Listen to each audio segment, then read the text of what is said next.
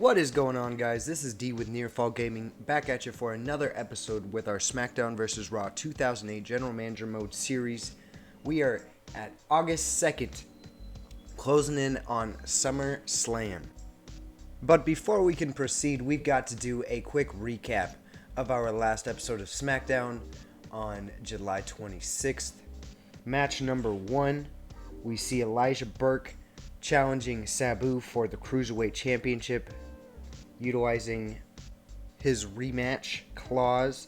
This is the first episode after the Great American Bash, mind you. First episode of SmackDown, obviously.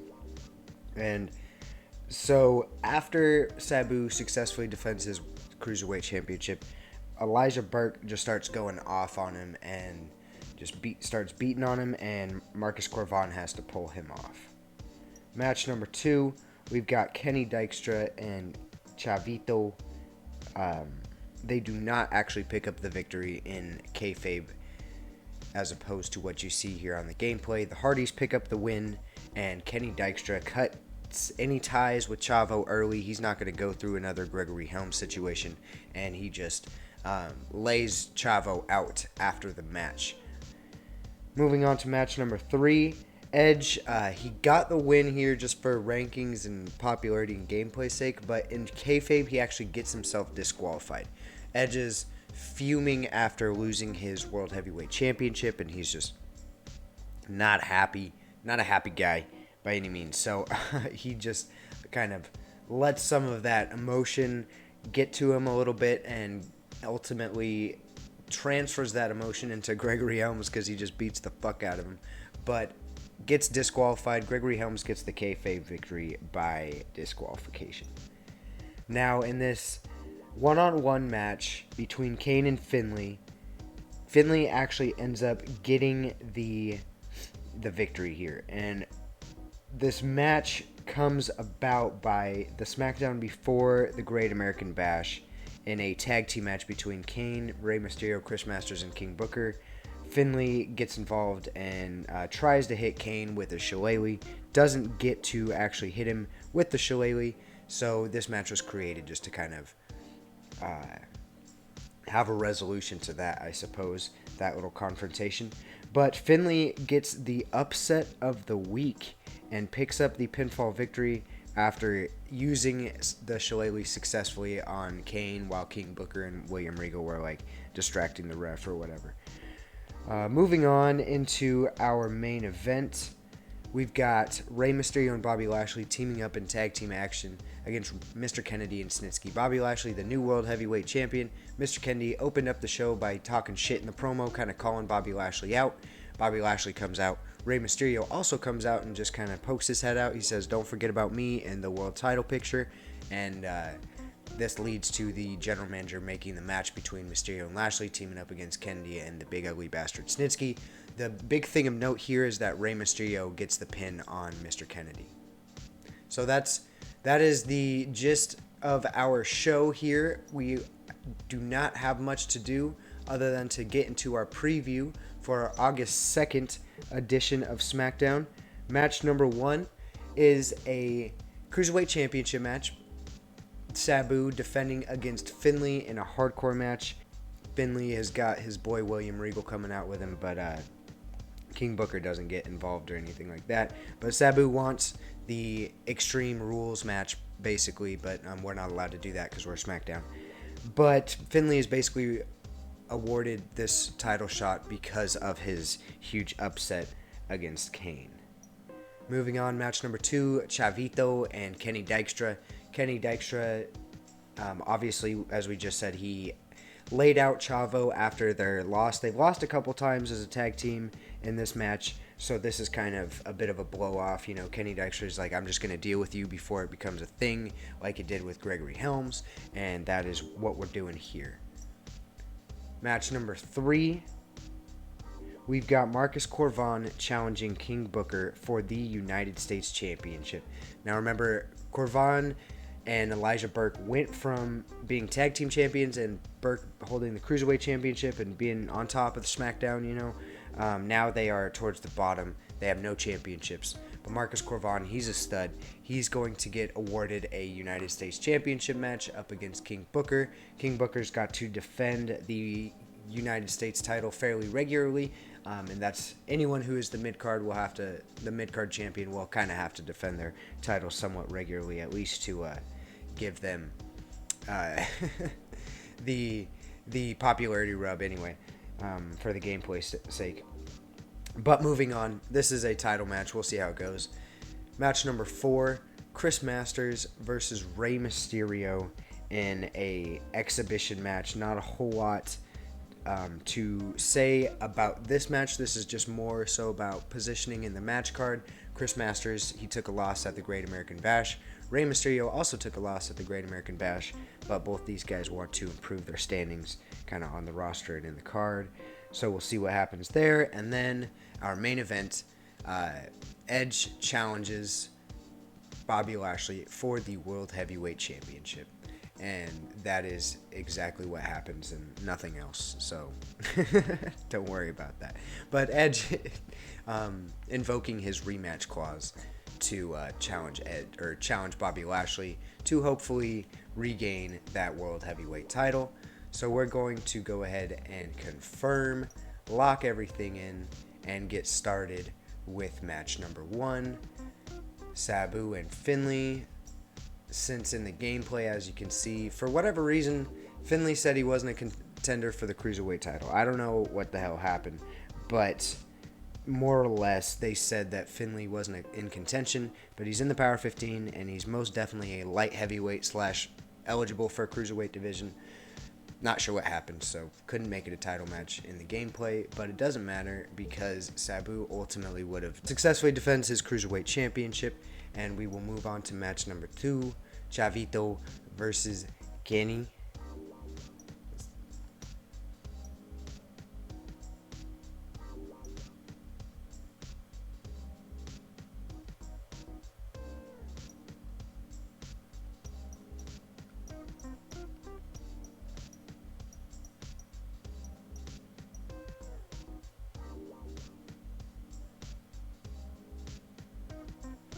And we're going to simulate.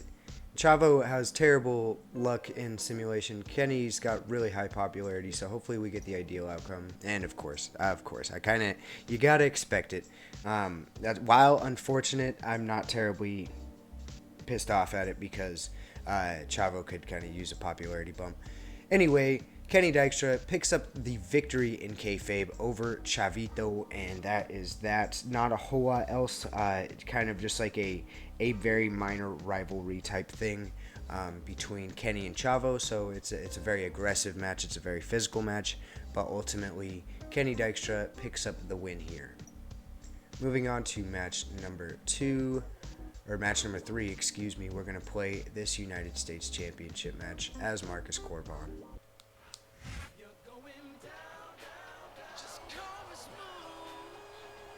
The following contest is scheduled for There's a little clipping on the screen there. On the way to the ring. Oops.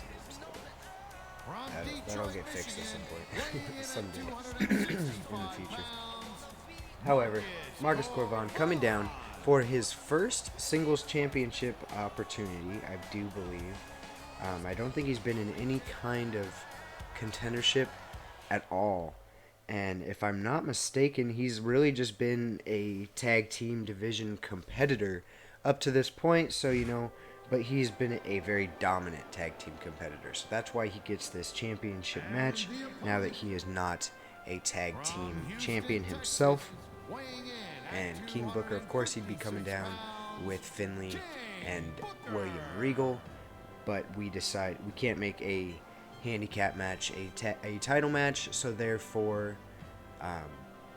Booker is coming out. Technically he's coming out alone in the gameplay, but he's just coming out with, I think it was William Regal that we chose.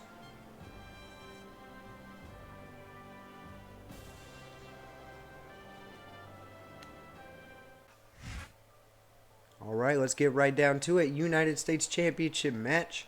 King Booker has held the title since Judgment Day. He's had a few successful defenses so far. Albeit, I think A few of them have been by dirty tactics. Really keep your head in the match. Come on, you're looking at a superstar who can feed off a crowd and use that energy to win the match.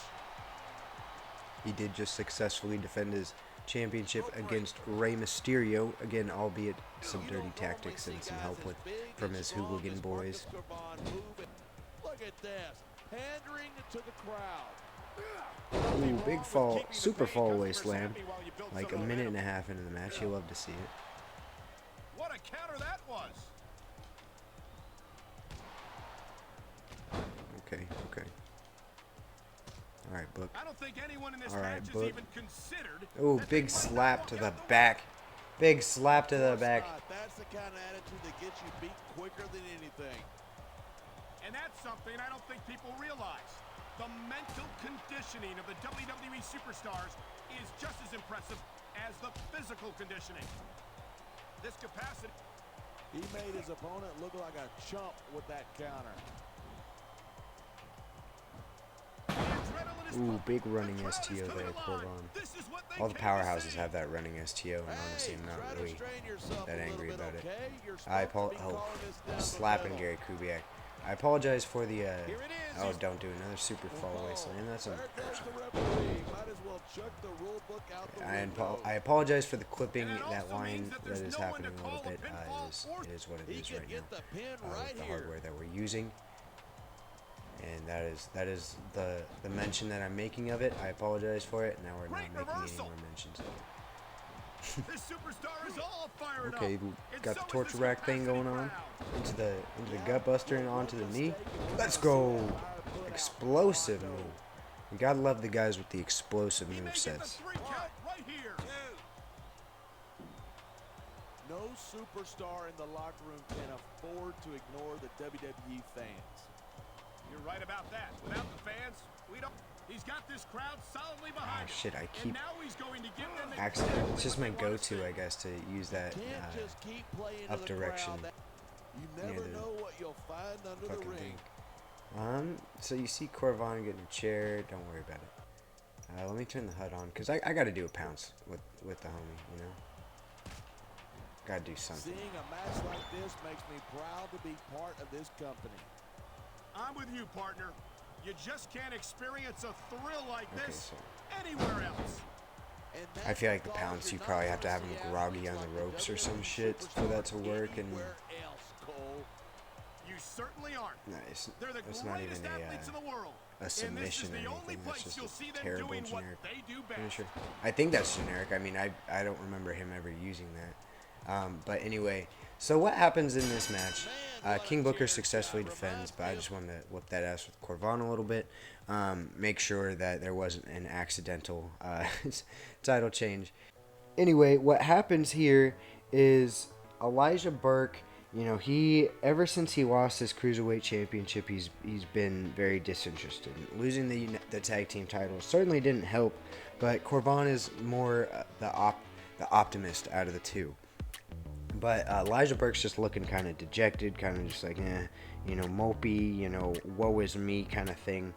And ultimately, he just leaves the ring. Not even at like a pivotal point, you know, he's just a manager, but he just leaves ringside and walks back up. It's when Corvon even has like a good amount of momentum, probably like 12 minutes into the match. And then Corvon, obviously, he sees Elijah Burke leaving the ring, and he's like, brother, what the hell are you doing? And he starts like yelling towards him, and he's like, hey man, like, what's going on? Tries to communicate a little bit. He's got his back obviously towards everything else that's going on. He's looking towards the ramp and the stage and everything, trying to yell at Corvon or yell at Elijah Burke. King Booker takes advantage, hits him with a scissors kick after Marcus Corvon kind of just like, oh well, okay, whatever, and then comes back into like the match, so to speak, and King Booker hits him with a scissors kick and ends the match, gets the pin, and successfully defends the title. And we will, in fear of that I won't talk about it later, we'll talk about kind of the aftermath of Marcus Corvon and Elijah Burke, let's say, after our next match, there's a backstage segment of Corvan and Elijah Burke. Corvan finds Elijah Burke. He's like, confronts him and is just like, bro, what the fuck? Why'd you do that? You know, I thought we were boys. You just left me high and dry.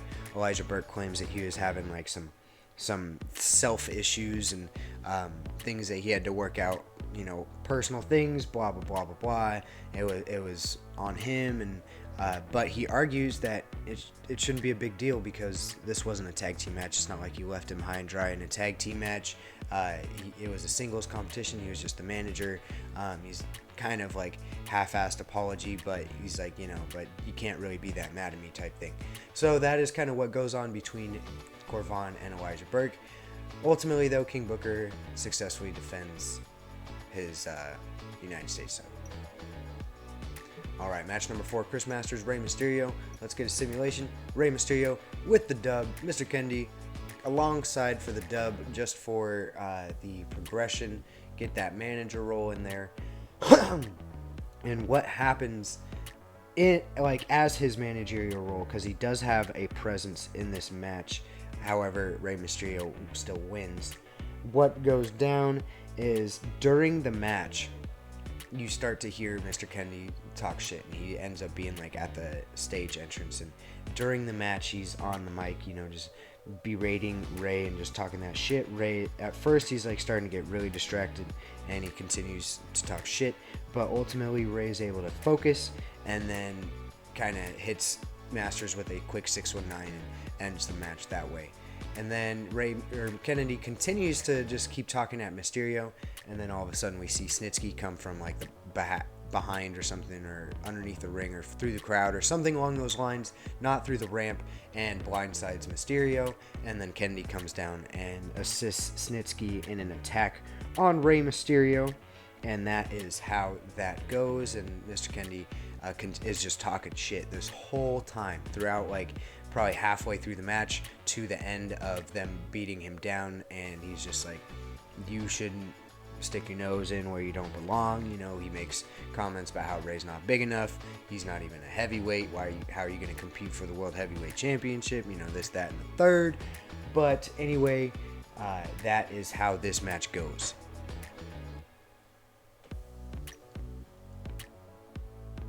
Moving on to our main event. This is an interesting one. As you can see, we've got Bobby Lashley defending his World Heavyweight title against Kenny Dykstra in the gameplay, because Edge, you guessed it, Edge fell out of the Power 5. And we've got to get him back in so we can get him a proper rematch. So, in an effort, we're going to try to keep going with the ratings. Kenny doesn't fucking belong in the Power 5 in the world title picture right now. So we're going to kick him out. He's going to get a double loss thanks to Chavito tonight. But, nonetheless, Kenny, Lashley, we're just going to cheese this match really quick as Kenny Dykstra. We just want to get a quick visual of Bobby Lashley with the world title belt, since that's what we're going for tonight anyway. However, this is the reality that we're stuck with, is a fake title match.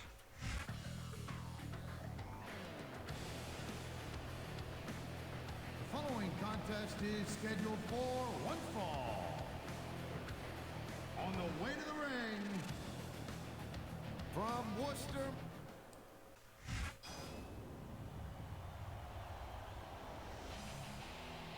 and the opponent. Here we go. We got the World Heavyweight Champion coming down, Bobby Lashley.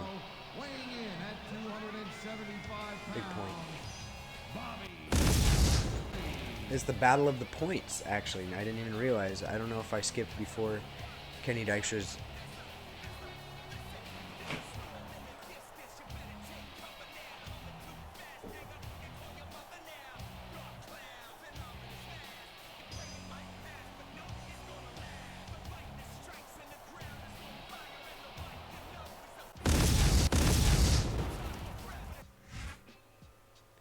All right, Kenny. Here's your chance. I think just like the other video or like 1 or 2 weeks prior to right now in the gameplay, I was talking about how Kenny Dykstra is not going to have like his real life one-off championship match. And here it is, his one-off world title match. You know, he's doing great in the ratings and everything and popularity, and you know, he had a nice little feud with Gregory Helms, but ultimately he's not going to be a world title contender. I'm not going to comment as far as his other singles or potential tag team success he may or may not have. You know, that's left to be seen. But I will tell you right now, he's not going to be a main event type player. But if you're going to be snippy, I'm just going to keep my mouth shut. Wow, if I knew. And here's a little something for the fans. That's why they love him.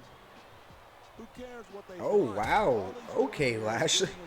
Jeez, I was not expecting that at all. Literally like 3% of me thought that would happen.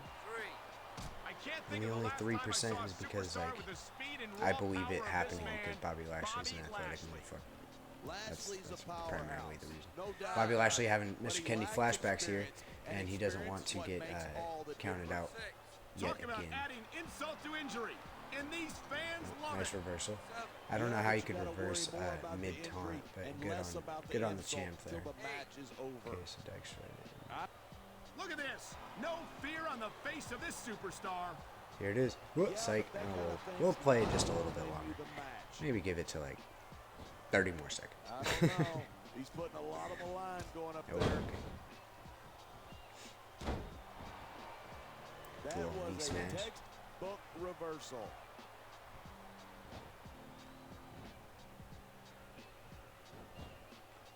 Night after night. Big back body drop. I think we're about to see a high risk move from Hit him with a moonsault or something. That'd have been really cool. There's no doubt that these fans love him. All right, and he's Dykstra. feeding off that energy right now. Disqualification. Obviously, Dykstra's going to get his ass beat by Monsieur Bobby Lashley. And honestly, it's not going to be that pretty either. I definitely would have been confident and just fine playing as Bobby Lashley, but the fact that it is a fake title match just kind of takes the wind out of the actual gameplay itself. However, it can definitely advance the story because more or less, I mean, Edge got the win here on paper, so that's good for his rankings and his popularity and everything like that. So our focus is SummerSlam. Our focus isn't necessarily a August 2nd SmackDown. So we'll just leave it at that. That was our SmackDown. Let's go ahead advanced on to Monday. No messages, but let's check out WWE.com. Match of the week. Look at that. And you guys thought it was a bad match. Raw with 160,000. I wonder. No, it wasn't. Nice 3.5-star rating for ECW. 2.5-star rating for Raw. Yet they win over 150,000 fans. And SmackDown at 3. Such bullshit. But it is what it is. 4-star match in the main event. I'm at 2.5. We're closing in. And ECW and Raw is going to keep things interesting up until like Survivor Series, and that's when I will just take off and running.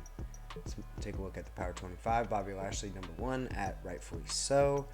Sabu number 3. That is a mistake. Edge number 7. Still disagree with that. Next week we might have to do some booking. Just that is not quite accurate in the kayfabe, but we need our boy to be in in the Power 5. You see, I don't know if you saw, but Marcus Corvan and Elijah Burke actually split up in the Power 15. I'd never seen a tag team split up like that before, but Corvan must be hanging on enough to stay in the Power 15, but Elijah Burke probably just hurting. Chavito back in the top 10. Dykstra, Gregory Helms, Hardy Boys. Ray's back in the top 5. King Booker, of course, probably as long as he stays the U.S. champion, he'll probably be pretty high up there, so that's not necessarily a bad thing.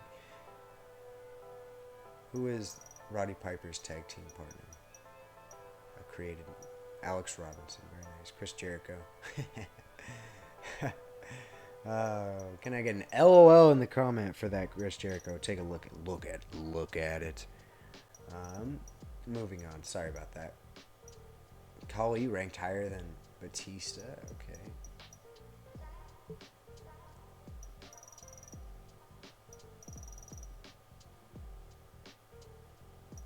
Tori Wilson, the ECW Championship contender. DX is falling out of the top 5. Okay. Very interesting things going on in the universe of the WWE on this game. So we'll take out roster really quick. Got 3 90s, Lashley, Kane, and King Booker. Rey Mysterio's an 88. That's good. Mr. Kennedy's 87.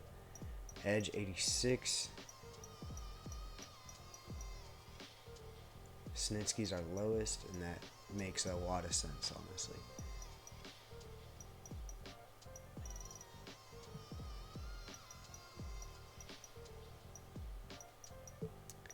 Okay, let's check out our... Okay, we got two guys that we need to sign in the next 2 weeks. And we've got plenty of money. Sabu, what is it? How expensive is you, Sabu? We're going to keep Sabu around for a while, so we're going to shell out some cash for that man right there, so we have him for a while. We're going to try to move into getting longer contracts so we don't just end up getting dicked into having to do contracts like every 2 or 3 weeks. Because look at that. Regal will make it all the way through. Let's see, that's just 6.5 months for Lashley. He will may have to get re-signed one more time. Mysterio will have to get re-signed one more time. But, we don't want to be having to worry about re-signing guys that frequently, because that is how you end up spending more money than you need to, because signing the longer contracts are just better prices per week, basically. Okay, we're going to move on. We're going to do our boy Edge a favor. Get him over 90.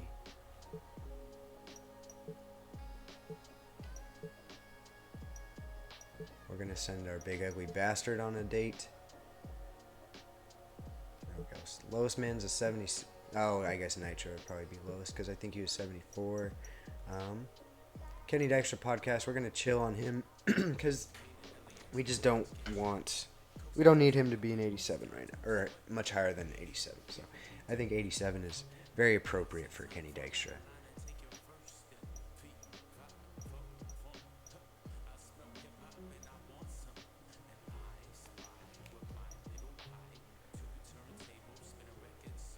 You may just gain some other fans. Should I send Lashley? No, I'm going to send...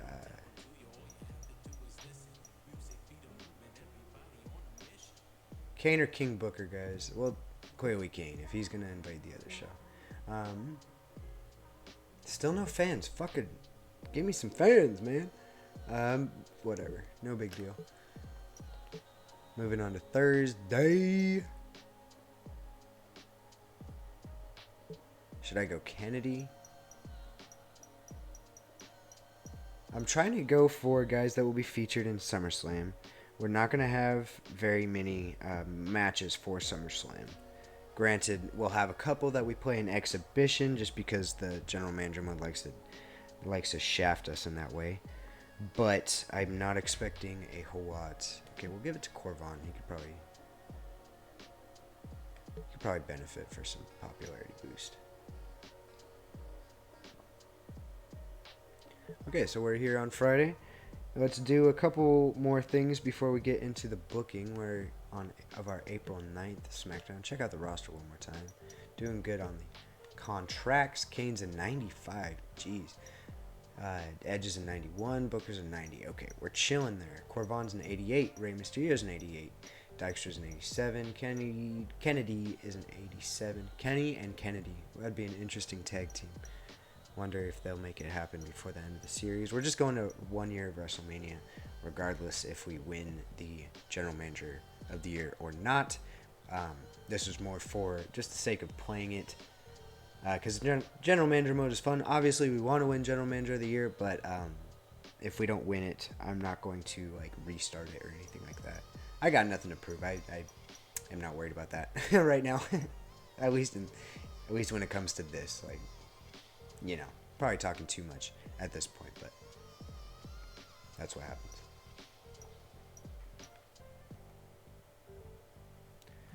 Okay, let's check out rivalries.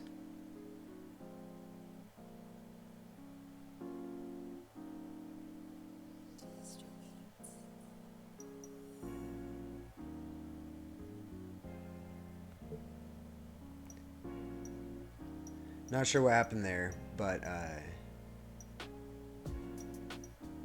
maybe Kane fell out of the Power 5 or Power 10 or something like that. But that was supposed to be a thing. That's unfortunate. These are the rivalries that we've got going so far. Elijah Burke and Marcus Corvon. Okay, so you don't actually have to worry about rivalries. So.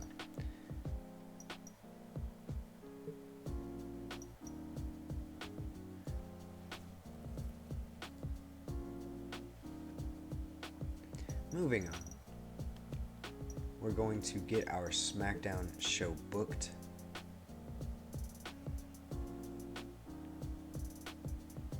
Match number 1, we're going to open up with some more Cruiserweight exhibition action. Of course, you already know this. Just a standard Fatal 4-Way match. We're going to put Kenny Dykstra, Chavito. Oh, you're not Chavito. Chavito. Gregory Helms, and Johnny Nitro. Just a standard Fatal 4-Way. This is just kind of clear up, see who's going to be the next number 1 contender to challenge Sabu. Finley just failed last week. We got to find a new contender. Got to keep that thing moving. Got to keep that thing going. Match number 2 is featuring Sabu, and it's another hardcore match. And this time it is going to be Mr. William Regal taking on Sabu. Clearly no tag team or no title on the line because William Regal is not a light heavyweight nor a cruiserweight. He is a heavyweight. He's a heavy man. So William Regal just kind of taking that measure of revenge, I guess, against Sabu, keeping the cruiserweight champion busy for the most part. Moving on, match number 3, we've got just a normal exhibition match with MVP and our World Heavyweight Champion, Bobby Lashley and MVP. Big match here for MVP. He's got a chance to maybe show himself as a viable singles competitor where he has not shown himself as much of a tag team competitor, at least so far in the series. Maybe it's just going to be a squash match, who knows? But either way, we've got Bobby Lashley, and we're going to do World Heavyweight Championship match. Oh, that, of course, I should have known. I tried to get a cheap ratings rub, and that it didn't let me have it. Didn't let me do it. Moving on, we've got... Oh, this isn't going to work either. I just realized. Son of a bitch, man. Okay, Elijah Burke, you fell a little bit too far. Oh, look at that. Okay, I genuinely thought that wasn't gonna let me do it, but okay, we've got Elijah Burke and Marcus Corvon taking advantage of their tag team rematch clause. Marcus Corvon got this match scheduled, and he was happy to report to Elijah Burke. He's like, brother, we got our rematch clause. I got it set up for us tonight. You know, we're gonna get these tag titles back. Don't even worry about last week. I'm not tripping. We'll get you your Cruiserweight Championship back after we get these tag team titles back, or something along those lines. Elijah Burke, his only response was like, why don't you think I was in that Fatal 4-Way match? Do you think it is because I'm in this tag match now? And Corvon's like, I mean, maybe, but you're in a title match tonight. Like, so why are you tripping? And then, you know, Elijah Burke is just kind of distant in that way. Moving on, we've got we're going to book this rather differently than what it is in kayfabe. We're going to book a 6-man tag team match, but what we are going to have in the game is actually a battle royal. And this battle royal is going to determine the next number one contender for Bobby Lashley's title. Obviously, Edge just lost his rematch last week, so we're going to see kind of, what's his next move after that, more or less. Is it going to be Edge? Is it going to be Ray? Is it going to be Kennedy? Is it, are we going to see another triple threat match? Is it going to be King Booker? Kane's got real high popularity. That's probably a 5-star match right there, honestly, if I put Kane and Lashley against each other. So, we're going to book it as a tag team match, though. So, ultimately, reason one being, you'll see that I can't do any kind of free-for-all 6-man match outside of a pay-per-view. But also because now I'll get 3 guys with a popularity rub and a rankings boost compared to just one of them. So hopefully that kind of works out in our favor. We're going to go ahead and continue on. That's our main event. We've got everything booked. Let's get these promos taken care of.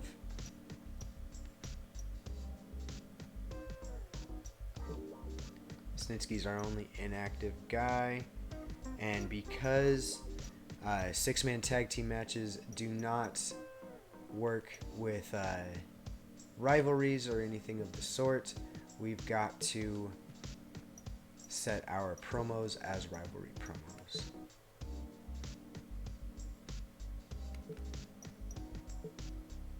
And we got to add a manager here, obviously a fake manager.